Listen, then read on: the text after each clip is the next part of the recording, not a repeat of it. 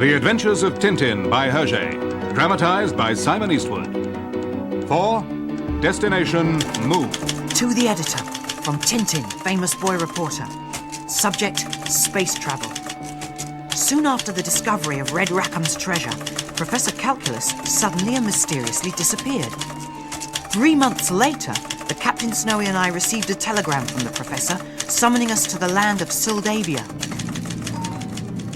Clow, ladies and gentlemen, please fasten your safety belts. Shall I tighten my lead? You're very preoccupied, Tintin. Is anything wrong? I don't know, Captain. It's just, what proof have we that Professor Calculus really sent us the telegram? Then remember that mysterious telephone call before we left, asking after him but refusing to leave a name? Perhaps someone wanted us out of the house. Blistering barnacles, I hadn't thought of that. Oh, I'd say you've been reading too many comics, Tintin. Not that you can hear what I say. What's that old goat Calculus up to? Your whiskey, sir. Ah, splendid. Ah, well, at least we've left Nestor at home. He's worth a dozen guard dogs. Well, what about me? Ah, thundering typhoons! What ectoplasm put mineral water in my whiskey?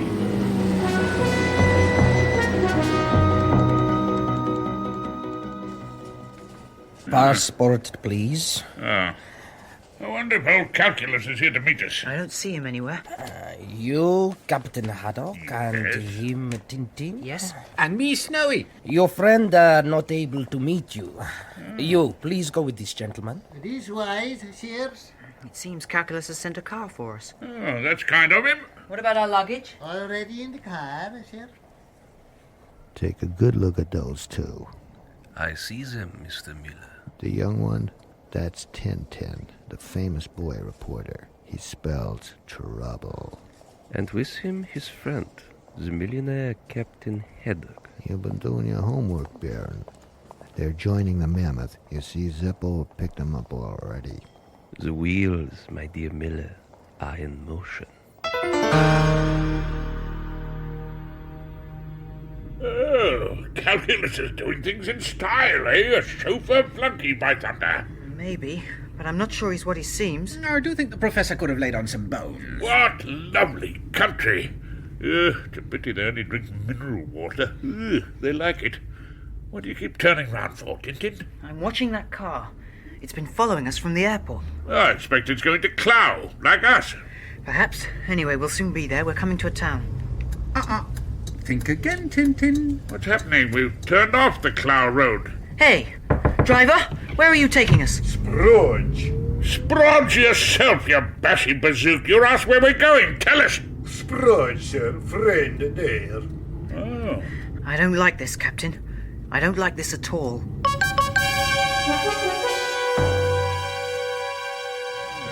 Talk about a dog's life. 2 hours cooped up in here, and it's getting bumpier and bumpier. That other car's still following us, Captain. Yeah, the country's getting wilder. I wonder why. Whatever is this? Captain, look at that sign. It says security area. Why are all those soldiers pointing machine guns at us? Hey, Sprodge. Ujash. Hey, Sprodge! What did he say? I demand an explanation. Soon we'll find out. But why the checkpoint? Where are you taking us? It's no good, Captain. Besides, our doors are locked. It seems we're prisoners. A helicopter? Whatever next? Thundering typhoons, what's happening? Those garage doors are opening. We're driving straight in. Why are we in a tunnel, Tintin? Snowy, we'll be all right. More automatic doors and another tunnel. What's going on?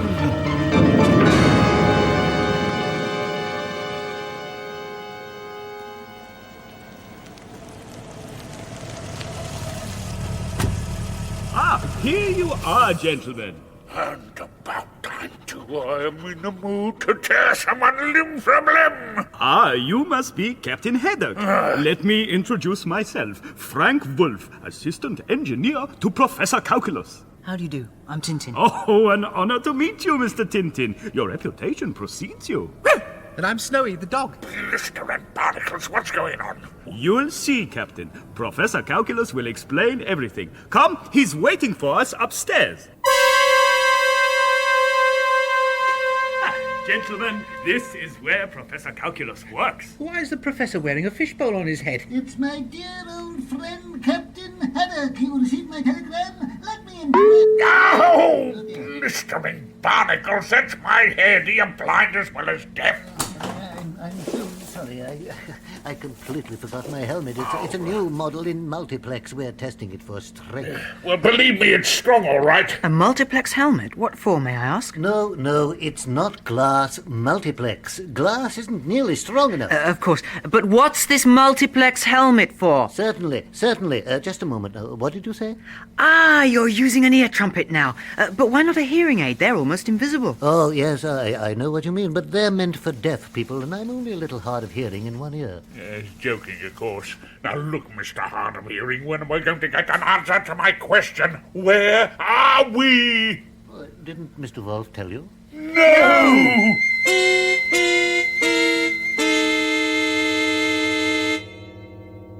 In short, Mr. Miller, we haven't made much progress. The only precise information we've managed to get is this complete list of employees in the main workshop.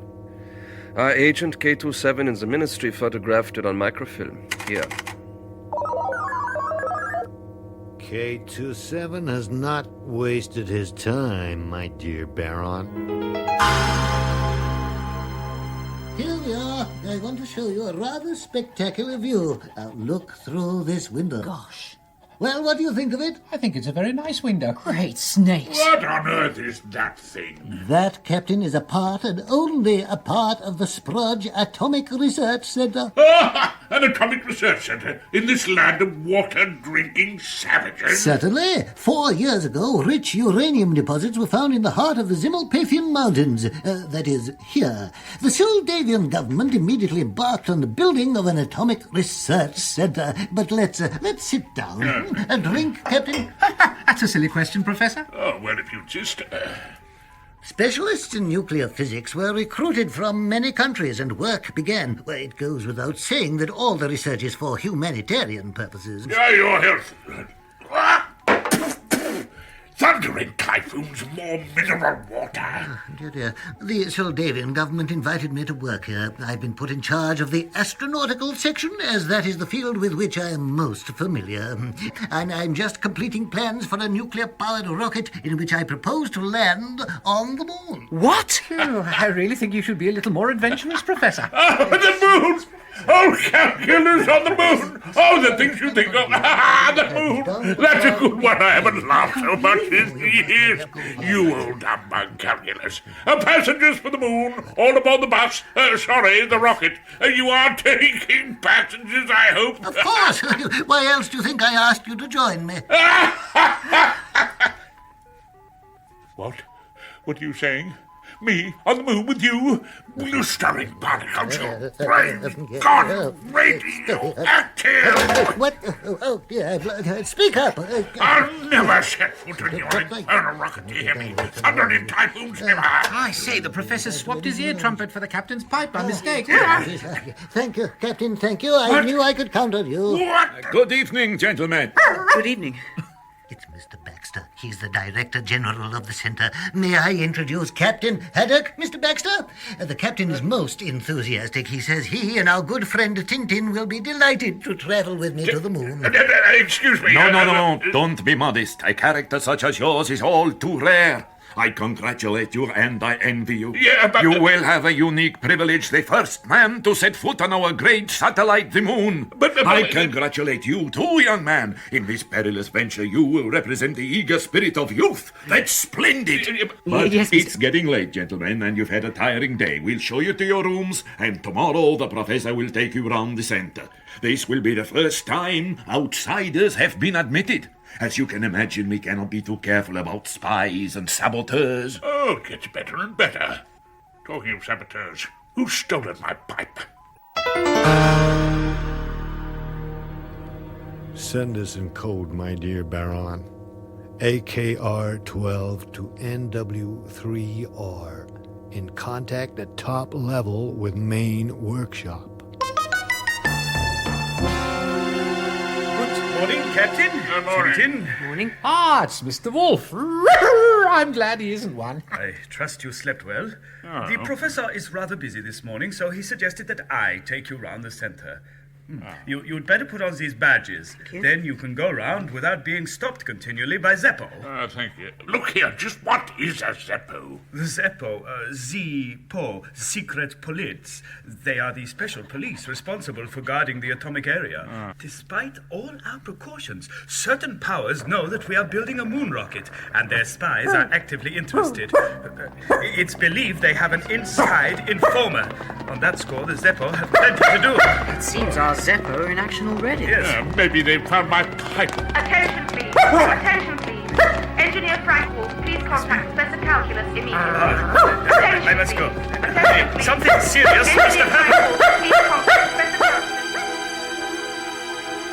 And this morning when I opened the safe, look what I found. Old newspapers instead of my detailed drawings for the experimental rocket. It's incredible. The professor put them in the safe last night, and this morning the plans are gone.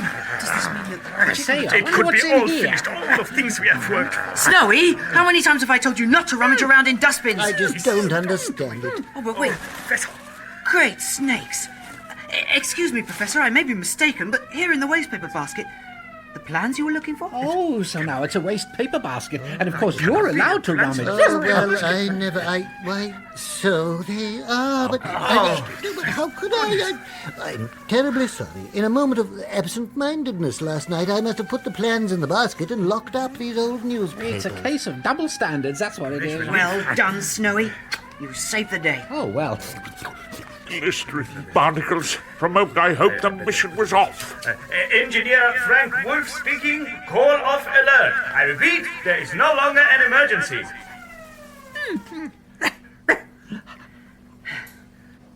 Come, I think it's time I showed you the prototype of the rocket which will one day take us to the moon.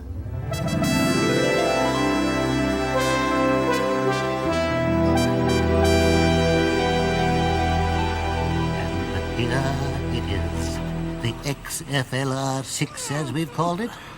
Thundering typhoons. Looks just like a great giant red dot. It's bigger than Marlin's Spike, eh, Captain? And this is just the model. The rocket, which is radio-controlled, will circumnavigate the moon and take photographs of the other side, the face which is and always will be invisible from the Earth. You humans have got some funny ideas. Needless to say, the XFLR-6 will carry a full range of instruments. When these are recovered, they will give us invaluable information for our own trip. How do you feel about being the first dog in space, Snowy? Over the moon. Attention, please. Emergency. Aircraft South Violet security area.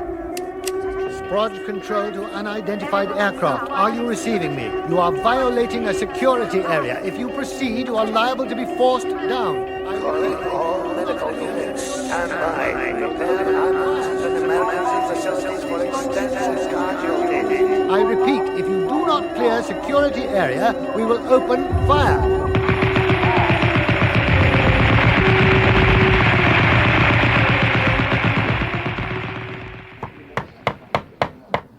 Gentlemen, there have been serious incidents during the night. An unidentified aircraft flew over the security area. It dropped 3 parachutists. The parachute of one failed to open and he was killed. His body was found this morning. He was carrying rations, arms, and a radio set. But of course, no identification papers. Till now, the other 2 parachutists have evaded capture. Needless to say, everything is being done to find them. Meanwhile, gentlemen, I ask for your cooperation. Operation? Who's he talking about having an operation? Is somebody ill? There must be something wrong with your ear trumpet, Professor. Oh, it's the captain's pipe. I would like to impress on you, my senior executives, Golly, does that include me? the need for constant vigilance. This daring raid proves that even the strictest precautions cannot stop desperate men. The trial rocket will soon be ready. I'm sure that's where the spies will concentrate their efforts, so please be especially alert. Thank you, gentlemen. If it were possible, Mr. Baxter, I'd very much like permission to leave the centre for a few days, to make a trip into the mountains. I feel I'd like to stretch my legs. But of course, I quite understand you're wanting to have a little relaxation at such a stressful time.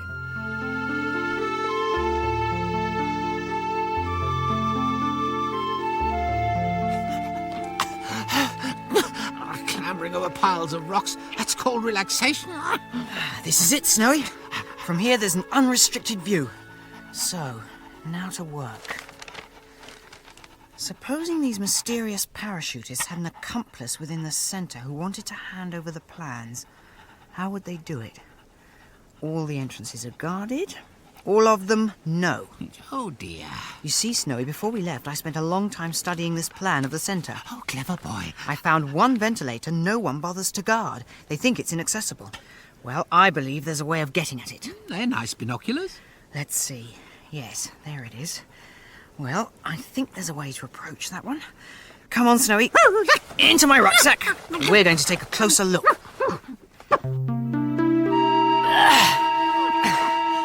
Just as I thought.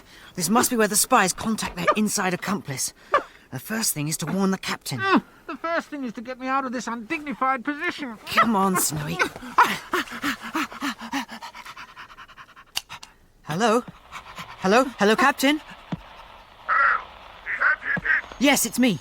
I think I've got it. J Sector, Corridor 7, Ventilator 3. J Sector, Corridor 7, Ventilator 3, right. Now, can I count on you to be there? Trust me, not word for soul.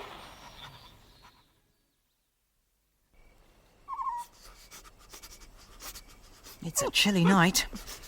Here, Snowy, we must wrap up well. Oh, how much longer do we have to wait around, Tintin? What's that? It must be one of the parachutists. He's approaching the grating. Someone's handing him papers. Oh, but where's the other parachutist? Never mind. Now's my moment to join in. Be careful, Tintin. Hands up! What? Ah!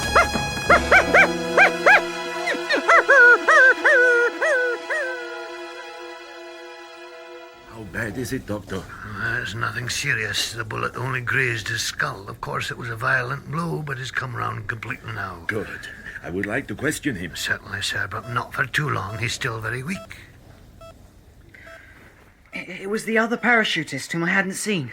To save his accomplice, he fired at me. Oh, the gangsters, the pirates. I was too late. It's lucky I heard Snowy barking down the ventilator. Oh, if I get my hands on those crooks, I'll tear them apart like... Oh, that's the back of Mr. Baxter's chair, Captain. Oh, Mr. Baxter, I'm terribly sorry. Oh, wait, I'll get you another chair. No need, thank you. Now, where were we? Oh, yes. The next thing is to find out which documents are missing, and above all, we must unmask the traitor in our midst. I'm afraid that won't be easy. Now the fellow has achieved his object, he'll try to be inconspicuous. As for our discovering which documents he gave to his accomplices, I'm certain he won't have been foolish enough to steal the originals. You're right, but still we'll continue our inquiry. Meanwhile, I'll ask Professor Calculus to speed up preparations for launching the trial rocket. Get well soon. Thank you. Goodbye.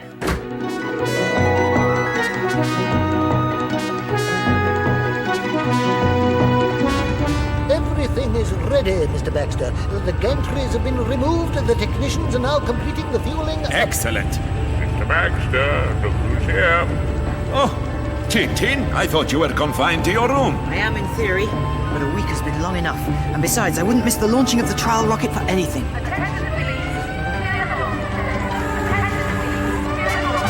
Splendid. We can go to the control room.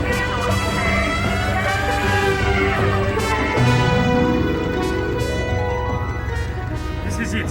From here we shall control the rocket during its flight. Look at all that equipment. I say, Professor, did you remember the gadget I mentioned to you when you came to see me in the sickbay? Gadget? Oh, yes, it's done. I fixed it this evening. By the way, it's good to see you wearing a hearing aid. Pardon? In a few minutes, gentlemen, XFLR-6 will begin its flight. I propose that the honor of launching the rocket should fall to our youngest colleague, Tintin.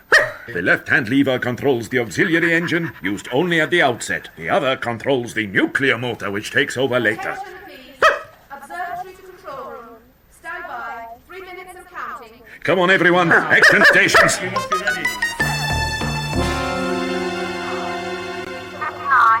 58. You hear that, Baron? In 1 minute, the bird flies. 53. Right into our hands. 51. Eh, Mr. Miller? 49. 9, 8, 7. Anyone seen my pipe? Not now, Captain. 4, 3, 2, 1, 0. Now. Lift off! For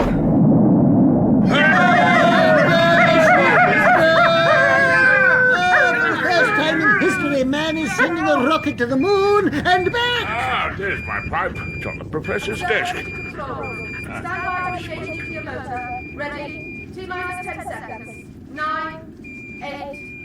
Tintin, I found my pipe. Really, that's a weight off my mind, considering I'm trying to engage a nuclear motor.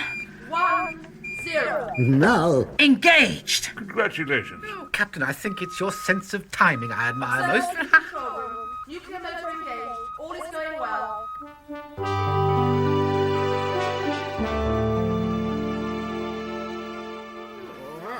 Well, you lot might like sitting around in a control room for hours, but for a dog, it's extremely Observatory boring. control room. The rocket has entered its orbit round the moon. Just imagine, for the first time in history, cameras are now photographing the side of the moon no one has ever seen. And it's thanks to us, my dear Wolf. Thanks to us. Yes, Professor. Observatory to control room. Any second now, rocket will reappear. Stand by to resume radio control. Rocket in vision. Bearing corrections. 0098. Confirm. 0098, correction made. Correction. 3276. Confirm. 3276, correction made. Make those corrections. You're taking no notice of the figures we're giving. I beg your pardon, but I followed you exactly. I'm not deaf, am I? What is this? Is something wrong, Wolf? The rocket is going off course. I don't know what it is. Correction. 7852. Corrected this time. That's what I'm doing, confounded. I can't understand it. The rocket is right out of control. But surely that's impossible.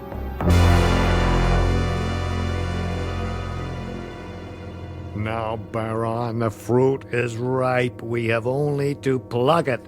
Excellent, Mr. Miller.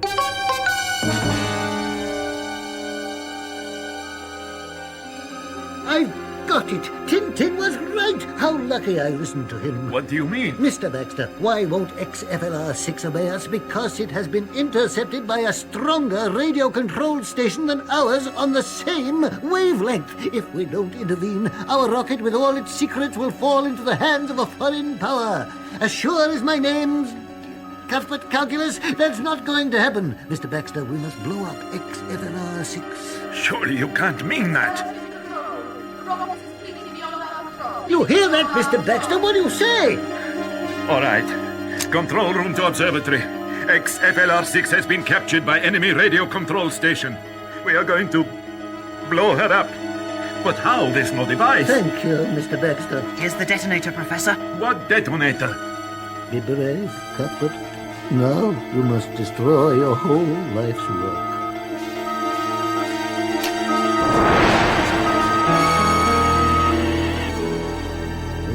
Observatory to control room. XFLR-6 has exploded. Accursed luck! They've foreseen everything!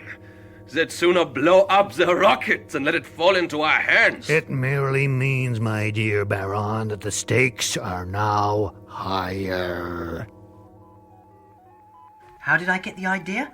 Well, it occurred to me that the documents passed to the spies might contain all the details of the radio control of the trial rocket. I confided my fears to Professor Calculus, who immediately devised the mechanism to explode XFLR-6. Too true. All too true. All our hopes brought to nothing. Months, years of research and struggle. Annihilated in a flash. Is that a promise? No, Professor Calculus, all is not lost. On the contrary, this is a triumph for you. Didn't your nuclear motor work perfectly? Didn't the rocket go to the moon and circle it? Tintin is right. The trial was conclusive.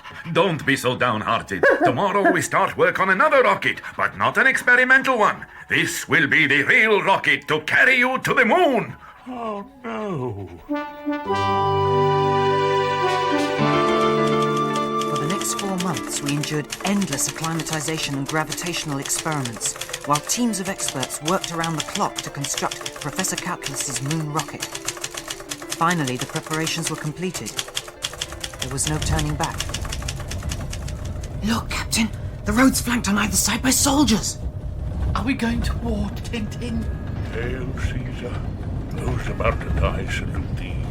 But here they're saluting us blistering barnacles. Who knows, my thunder? It may be for the last time. We've arrived, Captain. The gantries are floodlit. The rocket's ready for launching. It's like a great giant watching over us all. Yes, very pretty. Don't tell me it's a dream. I'm going to wake up in Marenspike with a pipe and a glass of whiskey. It's lunacy, sheer lunacy! Please, gentlemen, step into the lift. In a few minutes, we must part. As soon as you're inside the rocket, I shall go to one of the shelters to watch the launching. Afterwards, I shall return to the center and resume contact with you by radio. Goodbye, Captain. What? I am delighted that a sailor should be one of the first men to set foot on the moon. It would have been all the same to me if a piccolo player had gone. Tintin, goodbye, my young friend. Goodbye. My good wishes go with you.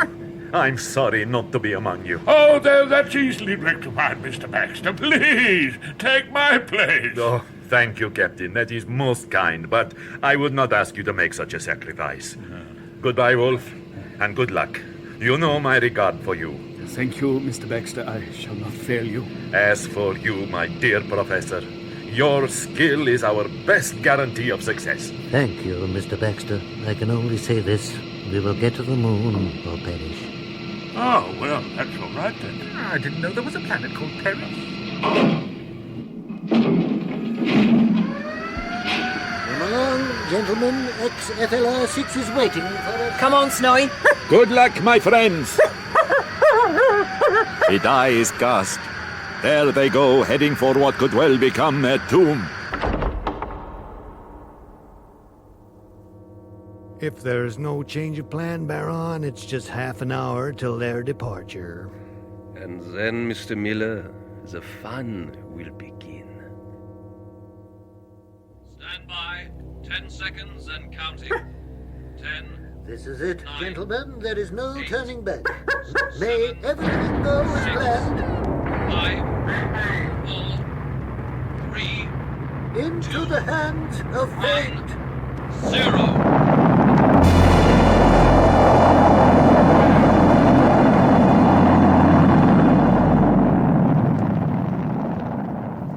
Observatory to control room.